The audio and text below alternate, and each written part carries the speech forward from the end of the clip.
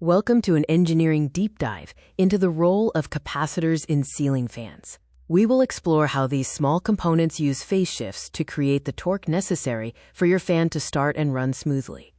Standard single-phase AC power oscillates and cannot inherently start a motor, resulting in zero starting torque. Capacitors are essential to shift the phase, creating the rotating magnetic field needed for the fan to turn. Without a capacitor, single-phase AC creates a pulsating magnetic field, leading to zero net torque. This means the motor lacks the, quote, starting kick required to begin spinning from a standstill. The capacitor provides the phase shift solution. It stores and releases energy, causing the current to lead the voltage. This action simulates a second phase, which is crucial for starting the motor. Ceiling fan motors typically use two windings, the main winding for running and the auxiliary winding for starting. The capacitor is connected in series with the auxiliary winding to generate the rotating magnetic field. For optimal starting torque, the magnetic fields from the two windings must be ideally displaced by 90 degrees.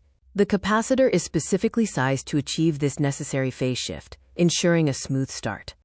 The capacitor serves three main roles: starting the fan, improving motor efficiency and power factor while running, and regulating fan speed in multi-tap configurations. Most modern fans utilize the permanent split capacitor, or PSC, design.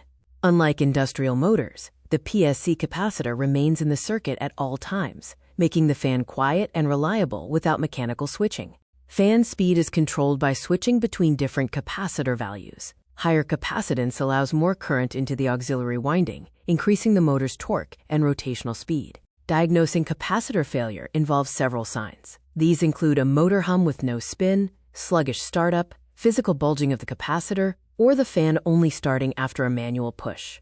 When replacing a capacitor, ensure the new one matches the original capacitance value. The voltage rating can be higher, and it must be a non-polarized AC type with a suitable thermal rating.